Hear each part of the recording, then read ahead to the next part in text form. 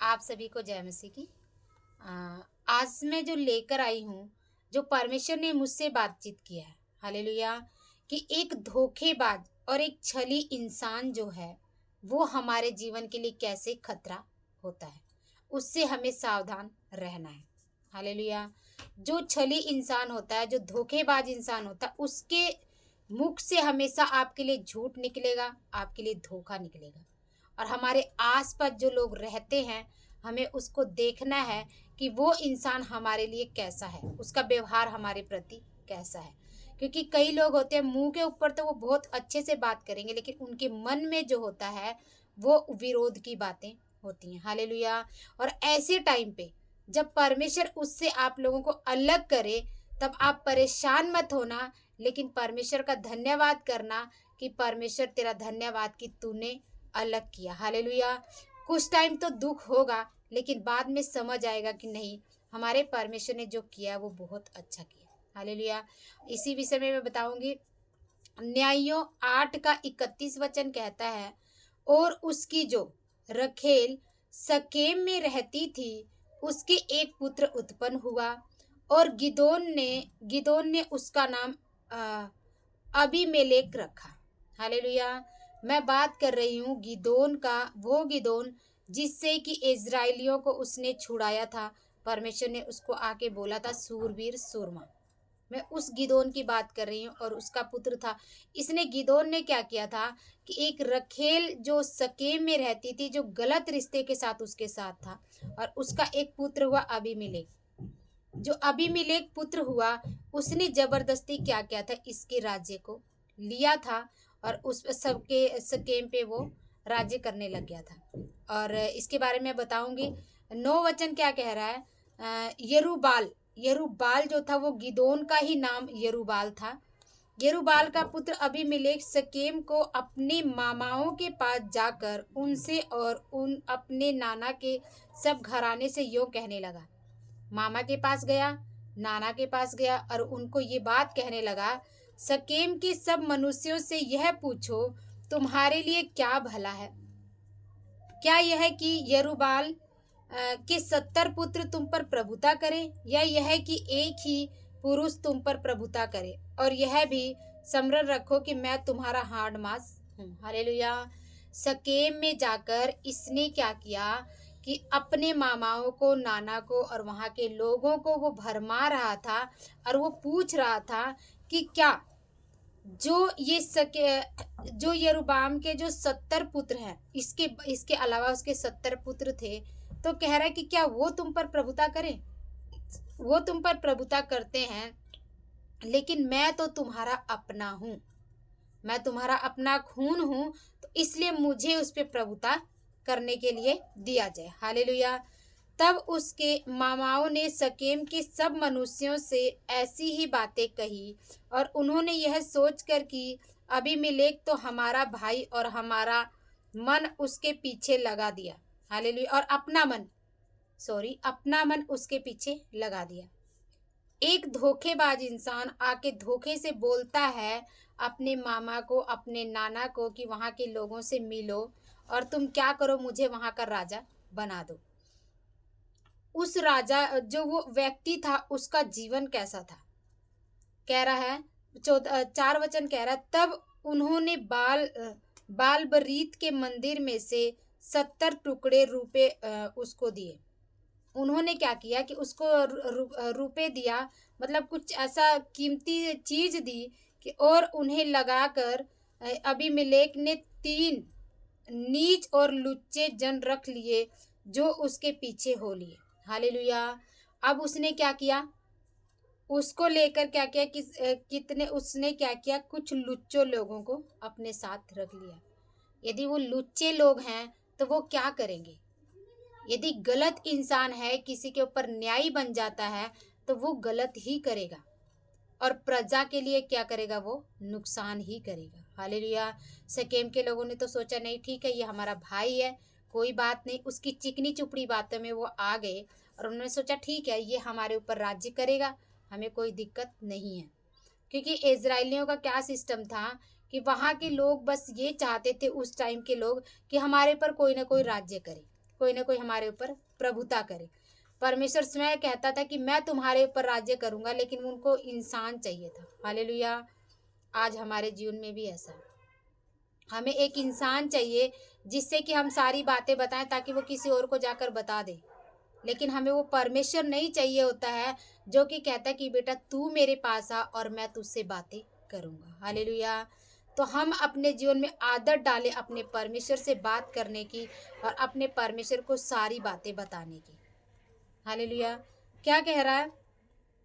5 वचन कह रहा, तब उसने ओप्रा में अपने पिता के घर जाके अपने भाइयों को, जो यरूबाल के 70 पुत्र थे, एक ही पत्थर पर घात किया, परंतु यरूबाल का योताम नामक लहुरा पुत्र छिपकर बच गया। क्या किया उसने? ठीक है, तू राजा बन गया, अच्छी बात है, तुझे लोगों ने एक्सेप्ट कर लिया, अच्छी बात है, लेकिन उसने क्या पाप किया है वहां पे? जो उसके 70 भाई थे, उन्हें एक ही पत्थर के ऊपर उन्हें घात किया, उन्हें ऐसा कर दिया जैसे एक बकरे की बलि दी जाती है। उन 70 लोगों को उसने, उन लुच्चे लोगों को लेकर उसे मार दिया। हालेलुया। उसने जब मार दिया, उसका उसका वो किसी के प्रति दया कैसे रखेगा? जिस इंसान ने उनको मार के और राज्य को लिया और राजा बना, उसको मारने की जरूरत नहीं थी, ना मारता, वैसे ही वो राज्य कर लेता, लेकिन उसने ऐसा नहीं किया। वो एक हत्यारा इंसान था, एक झूठा इंसान था, एक धोखेबाज इंसान था, और उसकी वजह से वहां के लोग भी परेशान हुए। हालेलुया। कह रहा, तब शकेम के सब मनुष्यों और बेतमिल्लो के सब लोगों ने इकट्ठा होकर शकेम के खंभे के पास वाले बांज वृक्ष के पास अबीमेलेक को राजा बनाया। हालेलुया। अबीमेलेक को उन्होंने राजा बना दिया। उनकी बुद्धि भी भ्रष्ट थी कि उसने अपने 70 भाइयों को मार दिया और उन्हें घात कर दिया, जबकि उनकी कोई गलती नहीं थी, और ये राजा बन गया और इन्होंने इसका सपोर्ट किया। हालेलुया। तो जब हमें देखना है कि हमसे जो बातें कर रहे हैं, जो हमारे साथ हैं, उनकी बातें हमारे प्रति कैसी है, उनका जीवन जो हमारे प्रति कैसा है, या किसी दूसरे के प्रति कैसा है। हमारा परमेश्वर जो है हम पर किसी को प्रभुता नहीं करने देगा। जब हम परमेश्वर को बोलेंगे प्रभु तू हम पर प्रभुता कर, लेकिन कोई हम पर प्रभुता ना करे, तो हमारा परमेश्वर हर एक बातों को, जो हमारे साथ लोग रहते हैं, उस बातों को प्रकट करेगा कि ये हमारे लिए अच्छे हैं या हमारे लिए गलत हैं। क्योंकि परमेश्वर सब कुछ जानता है। यदि हम अपना संपूर्ण जीवन उसके ऊपर सौंप देंगे, तो परमेश्वर एक छली इंसान और एक धोखेबाज इंसान से हमारी रक्षा करेगा। वो हमें बताएगा कि ये इंसान कैसा, उसकी सारी बातें, उसका सारा जीवन जो हमसे छुपा कर और वो मुखेटा ओढ़ कर हमारे सामने आता है, परमेश्वर उसको प्रकट कर देगा। हालेलुया। इसलिए क्या है, हमें अपना ज़्यादा से ज़्यादा समय परमेश्वर में बिताना है, उसे प्रार्थना करनी है, ताकि हम ऐसे धोखेबाज लोगों से हमारे जीवन को परमेश्वर बचा सके। हालेलुया। तो हमने आज क्या सीखा? और यहाँ पे इसी में एक और था कि 26 वचन में क्या कह रहा है? 26 वचन कह रहा है कि तब एदोम का पुत्र गाल अपने भाइयों समेत सेकेम में आया और सेकेम के मनुष्यों ने उसका भरोसा किया। मतलब सेकेम के मनुष्य जो थे ना, वो किसी पे भी तुरंत भरोसा कर लेते थे। वो ये नहीं देखते थे कि वो इंसान कैसा। पहले अबीमेलेक पे भरोसा किया, अब उसने क्या किया कि एदेम का पुत्र जो गाद था उस पर भी भरोसा कर लिया। लेकिन यहाँ पे क्या है कि एदेम के पुत्र के बारे में कुछ, ये जो गाद है उसके बारे में बात की गई है। 28 वचन क्या कह रहा है? तब एदेम के पुत्र गाल ने कहा, अबीमेलेक कौन है, सेकेम कौन है कि हम उसके अधीन रहें। अब वो आता है, सेकेम के लोगों को भड़काता है और बोलता है कि हम उसके अधीन रहें। क्या वह यरूबाल का पुत्र नहीं? क्या जबूल उसका सेना नायक नहीं? ये जो जबूल था ना, जिस टाइम ये बातें कह रहा था, जबूल उसके साथ ही बैठा हुआ था।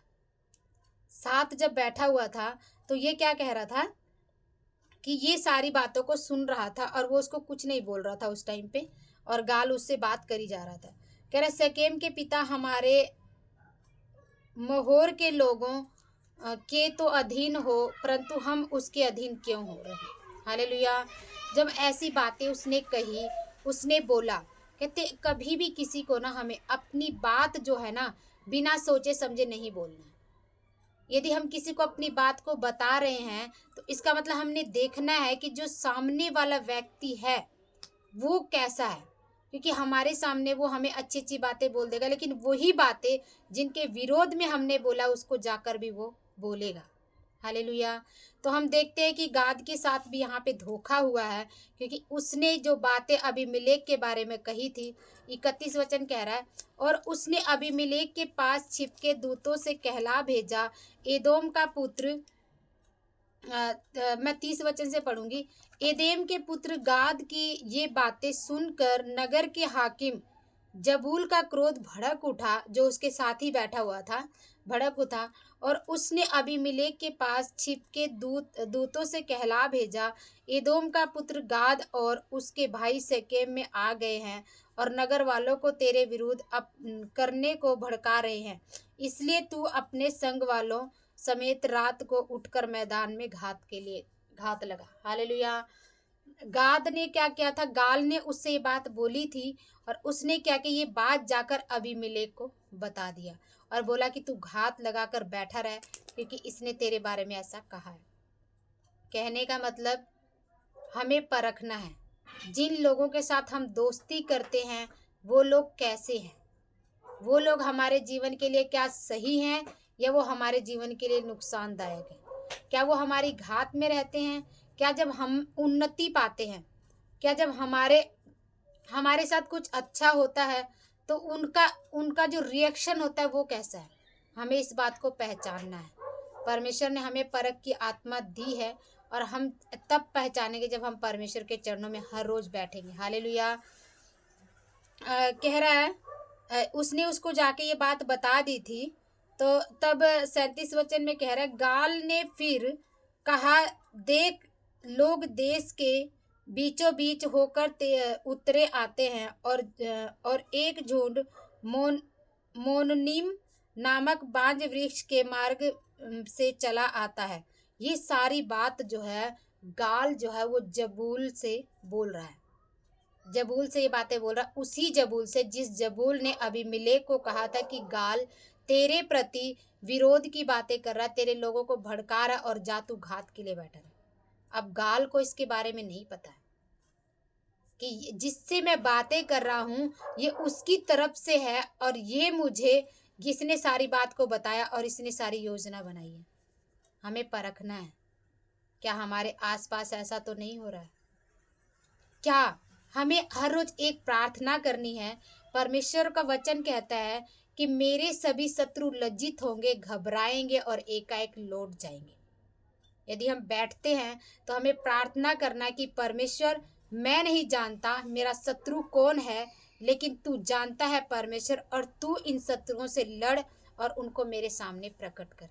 एक प्रार्थना हमें अपने जीवन में हर रोज करना है, क्योंकि हम नहीं जानते हमारे जीवन में कौन शत्रु है। हम इस बात को बिल्कुल भी नहीं जानते, लेकिन हमारा पिता जानता है कि हमारा कौन शत्रु है, उसको हमारे ऊपर प्रकट कर देगा। हालेलुया।